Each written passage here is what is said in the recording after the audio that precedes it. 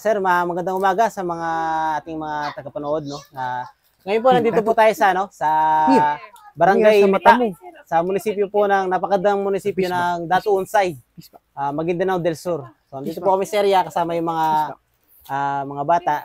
Medyo maulan kaya wala silang klase ngayon. So minabuti namin na magbaba dito sa itong lugar natin is malapit lang ito sa sa National Highway ng Sharif Agwak going to Davao. Dito po makikita po natin dito sa area, andito po yung mga residente po ito ng ng ating barangay dito.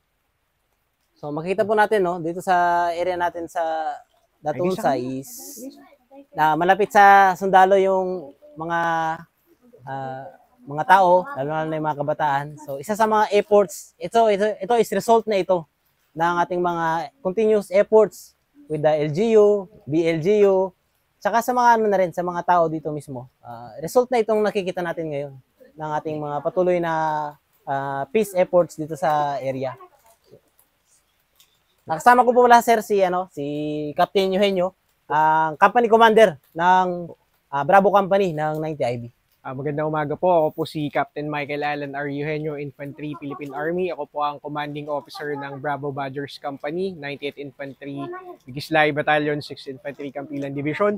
So makikita nyo po, ibang-iba na po ang pagkakakilanlan noon sa kasundaluhan dito sa area natin compare noon. So nakikita nyo po nung sinauna, nagkukwentuhan nga kami ni Captain Suba na dati when operating dito sa mga areas na to is takot ang mga tao, but then tingnan nyo po ang resulta na kapag lumabas na po ang kasundaluhan is maganda na po ang working relationship. So may trust and confidence na po ang mga tao sa mga inyong mga kasundaluhan. Kaya po mabilis at maayos nang na-implement ang peace and development. So we are now implementers of government pagdating sa pangmatagalang kapayapaan at pag-unlad po dito sa areas natin. So, nakikita nyo po yung mga magulang nila. So they are they entrust po yung mga anak nila sa paligid namin and nakakausap at nakaka-interact po namin sila para sa mga makabagong genre ng mga bangsamoro ng mga kabataan. Dato, anong gusto mo paglaki mo? Sundalo ka? Sundalo sa inyo, sundalo. Sundalo, taas kamay, sinong gusto magsundalo? Sundalo. Sundalo.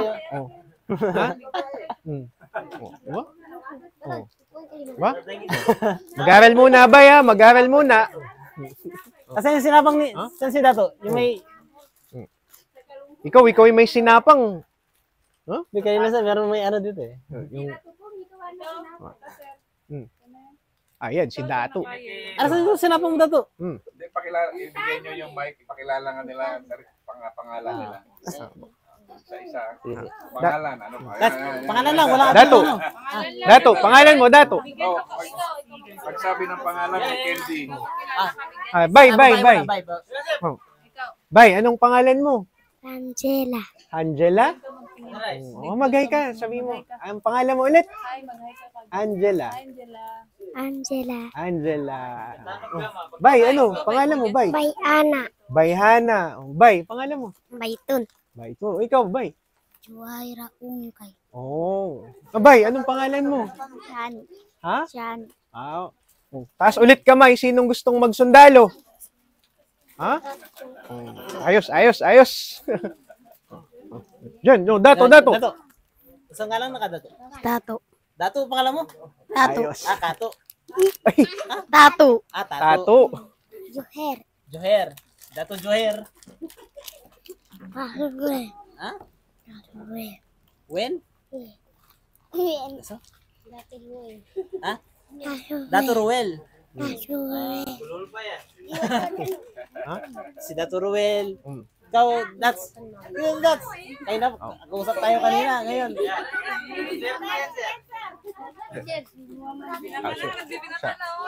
Kagawad, sir. Ay, sir, kagawad, puntahan. Mga pwede ka. Sir, ito, mamimit nyo po ang kagawad, ang mostly nakakatrabaho namin dito para for peace and development. Kagawad, mag-hello ka naman sa kanila.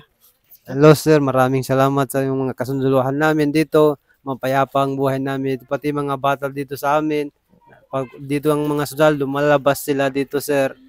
Kaya gusto nila mapayapa ang amin yung pamumuhay namin, gumaganda dito. Kaya dahil sa kay sir, yung dalawang mga tinila namin, maganda ang pamamalakad nila sa amin dito. So, thank you na lang, sir. Ay, salamat, salamat. Saan, pwede bang maano kung saan sila galing dati? Yes, sir. Kagawad, ang mga tao na nandito ngayon, di ba hindi mga galing sila sa ibang lugar? Yung dati na mga tao dito, galing dun sa baba, Sa Sharif Agwak. sa Saripagwak. Tapos, yung iba dito, dyan din sa baba nakakuan. Dito na sa noon, walang mga bahay dito. Sa dumating naman kayo dito, lumalaki ng mga bahay dito sa Bakit sila lumisan kagawad doon sa Ago? yung kaya lumilipad sila dito minsan binabaha sila dyan sa baba. Minsan may redo doon sa baba. Dito na lang mabanda sa kapuhan ng mga sundalo para wala sila magandang pamumuhay na dito. So sa gaya po ng nasabi ni Barangay Kagawad na mas pinili po ng ng mga civilian na pumunta dito sa malapit sa area ng mga kasundaluhan dahil nga po mas payapa ang area at maayos ang pamamalakad ng mga kasundaluhan dito sa area. So mas pinili po nilang dumikit dito sa area natin dahil mas panatag po yung buhay nila at wala po silang iniisip na pahamak na malapit dito sa areas namin. Kaya mas pinili po nila na mamuhay dito malapit sa area ng inyong kasundaluhan. Ben. Well, ikaw na mag-interview, Ben. Ma'am, ano ulit pangalan niyo, ma'am? Bailani po. Bailani. Ito po sir, no? Kasama ko po si Bailani. So ito siya galing to siya sa ibang munisipyo. Katabi po kasi nitong munisipyo natin dito sa Unsay. Ito po kasama niya anak niya. Dito po sa Unsay, ang katabi po nito ng mga munisipyo is yung Dato Saudiang Patuan, saka yung oldest municipality sa east is yung Saripagwak o dating Maganoy. Ito si Madam is galing pa to siya sa Maganoy sa may Barangay Bagong. Tama ba? Sabi mo, Madam, bakit ka lumipat? Kasi mahirap po sir ang buhay doon eh. At saka always nagagagulo kaya lumipat po kami dito sa taas. Dito mapayapa at saka magandang buhay. Maganda pa ang pamumuhay, walang gulo. Kaya lumisan po kami doon sa dati naming tirahan doon sa Bagong. Napili po namin na lugar dito sa taas sa may mga sitalo. Kasi po sir, ang maganda po dito, mapayapa na, maganda pa ang pamumuhay, walang gulo. Maraming salamat po. Thank you, Ma'am Bay, no? Kwento mo nga ng kaunti, gaano kagulo yung pinagalingan mo? Sige, ma'am. Ma'am, anong kayo? Gano'n na kayo katagal umalis doon sa Bagong? Bago lang, mga siguro 3 months. 3 months.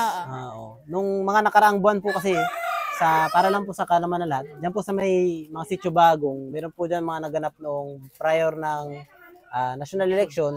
Hindi naman natin kinukonek sa election, pero yun nga po, meron po mga community-initiated violence dyan or yung mga family feud, mga rido na mga naganap.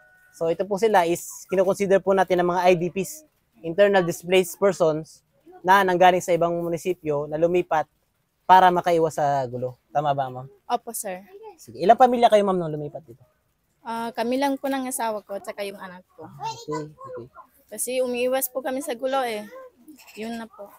Meron nagkabarilan ba doon noon, ma'am? Opo. Yung time na yun? Maraming mga sundalo na pumupunta doon. Tapos yung ibang mga tao natatakot. Tapos isa na po kami mga lumipat dito sa taas. Bago dumating yung sundalo, ma'am, may nagbabarilan na doon na dalawang grupo? Opo. Hindi po natin matukoy kung sino-sino. Opo. Hindi So ito siya, sir, is accordingly sa kanya, no? Hindi pa niya matukoy kung kanino yon. So ito sila is hindi sila kasama actually doon sa gulo. Sila, sir, is yung naging in between. Kaya mga IDPs. Kasi sa mga areas na conflict or yung mga initiated violence sa mga magkabilang grupo na tinatawag natin na RIDO is hindi talaga sila nakakapili ng area kung saan sila magtagpo doon na. may civilian, wala. Ito sila sir ang resulta, mga IDPs. So sa ngayon, madam, kagawad, okay naman sila dito kasi pero may kamag-anak kayo dito, madam, bago kayo lumipat. Nandito na rin sila noon. So mga Na anong activities na katulad ng 90 IB, 7 ka ng 90 IB, yes sir. Bravo Company Commander. Ano yung katulad mo na nandito ka ngayon? Ano ka ba? Feel mo na secure ka dito? Safe ka dito? Na nandito na kami sa kampo? Opo, sir. Safe na safe po. Walang gulo. Kumaga sa isip natin na mapayapa tayo. Okay yung pamumuhay natin. Wala tayong pangandam na may dahilan na kumbaga umalis kami dito para umiwas sa gulo. Wala po. Mapayapa po dito sa taas. Ito po sir is part ng natin kasi usually sir, as na-mention ni Madam kanina, is may pumunta na sundalo doon sa area nila. Yun sir is yun na yung pacification natin sir. Kung matigil yung gulo, magpasok yung sundalo, saka natin sila is papacilitate. Unang-una is malabas yung civilian. Ang pinaka-intent po kasi ng makasunduluhan dito, kapag nandun na mismo yung immediate na family feud or yung RIDO na tinatawag natin, is masecure muna yung civilian. Hindi muna actually sir is i-engage yung dalawang grupo na magkalaban. Ang pinakauna po namin ginagawa is puntahan yung area, tanggalin yung mga civilian, tulungan makalikas. Usually sir, sa atin, kino-coordinate natin yan sa LGU kung saan sila pwede lumikas kasi meron tayong mga evacuation center. Halimbawa dito sir sa Unsay, kung di ako nagkakamali sir, ang evacuation center is dyan na mismo sa gym, sa may terminal. Tama ba kagawad? O dito po. So, lumipat ba kayo doon ma'am o dumiretso na kayo dito? Dumiretso na po kami dito. Sige, yun po. No? So, si ma'am, 3 months na siya ngayon dito. Mag-stay na kayo, babalik pa kayo sa bagong... Stay in na po.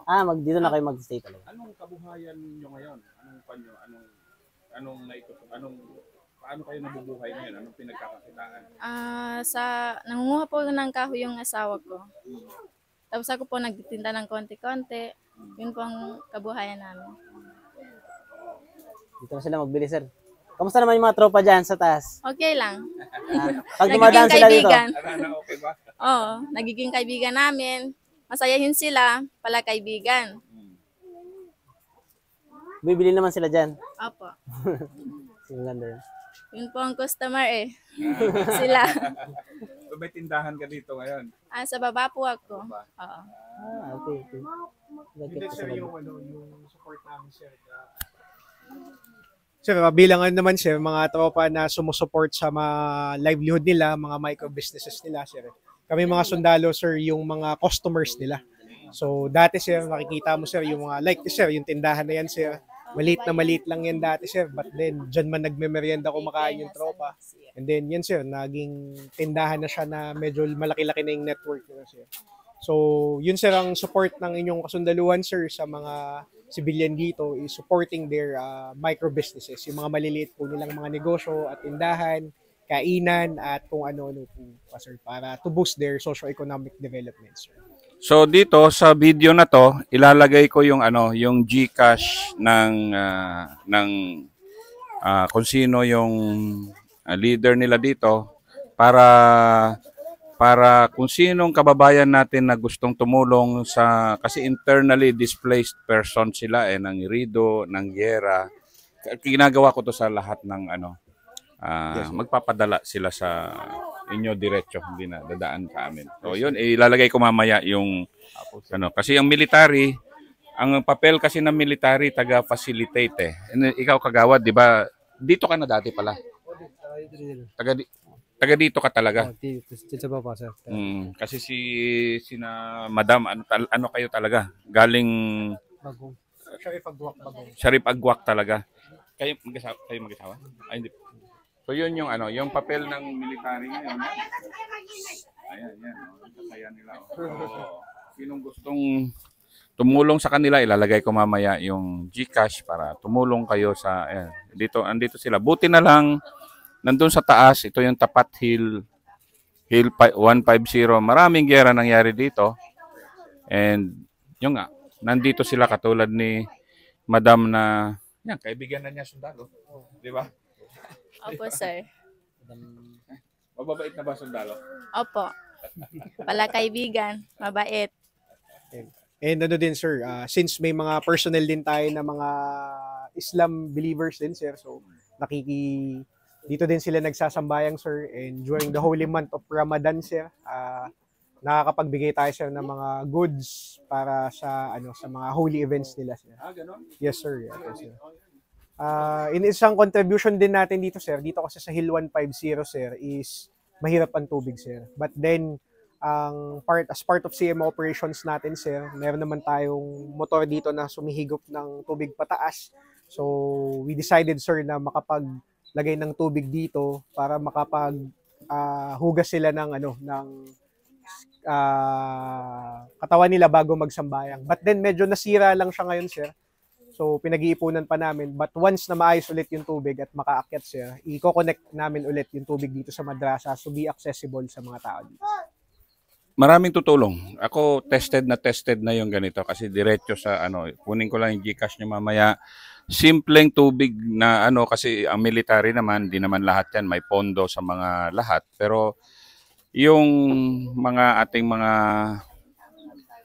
kababayan, napakadaling at napaka-generous. So ito, kitang-kita natin yung mundo nila na mga bata, lahat yan may pag-asa na maging mabuhay na mapayapa.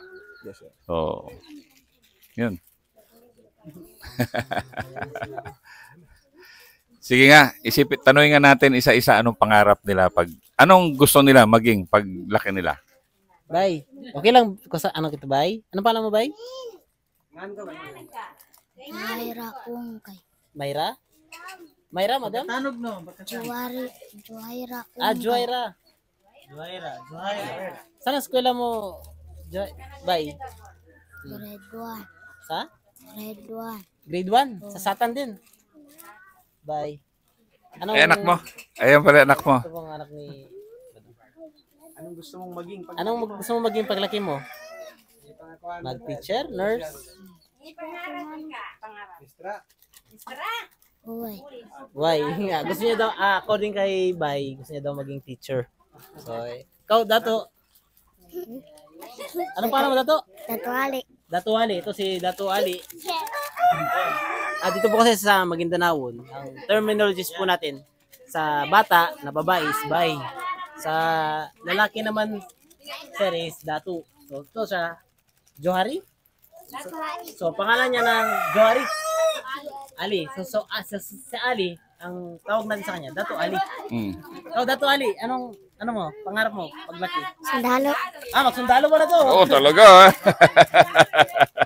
Ito sa sir, meron sa sinapang. May sinapang. Sir is Oo. Karel. Dato, sa ngalan na ka, Dato? Dato ko. Dato Kung. Ito si Dato Kung. Anong pangarap mo, Dato? Pag maglaki ka. Sundalo. Magsundalo ko si Dato. Talaga. Ito si Dato. Jihad Lantawan. Jihad Lantawan. Lantawan? Jihad Lantawan. JR. Dato JR. Anong pangarap mo, Dato JR? Pag maglaki ka. Sundalo. Para magsundalo man kayo lahat siguro. Magsundalo ka rin. Hindi. Baka hindi siya magsundalo. Dato, anong pangalan mo, Dato? Joher. So, si Dato Joher.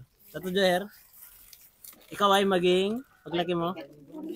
Yung pangarap ko kasulat. Sundalo ko. Sundalo. Sundalo daw. Sabi ng mga kasama niya, magsundalo daw siya.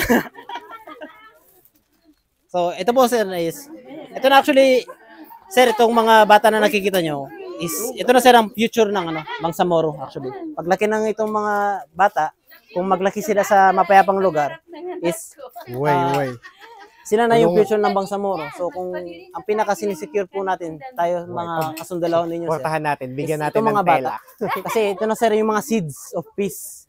Kumbaga sila na sir yung mga maliliit na sila na yung tutubo palaki by ilang dekada sa mga susunod na mga panahon. Sila na sir yung magiging leader dito. Sila na rin ang papalit kila kagawad. Sila na magtatao dito.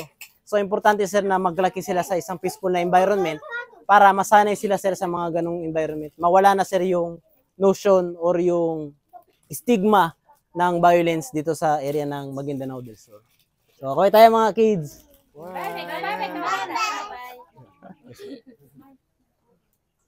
Sir. Yes, sir. So, sa nakikita nyo, sir, ito na yung mga future Bangsamoro natin. Sir, baka gusto nyo, ito naman, sir, yung mga magulang nila, sir. I believe, sir, sila yung mga talagang naka-experience ng gera noon. But then, kita nyo naman po, sila yung naka-experience ng tragic war noon. Pero ngayon, dati, hindi po sila lumalabas pag nandito kami. But ngayon, magkakasama na po kami. So, ito po yung resulta ng peace efforts ng inyong mga kasundaluhan. So, yan, sir. These are the old generations na nag-experience war. And ito na po, sir, yung magiging next output natin of peaceful Bangsamoro and na merong pangarap at merong kinabukasang maganda sa mga susunod na henerasyon. Shukran. Shukran, sir. Sukran na to ha, sukran na.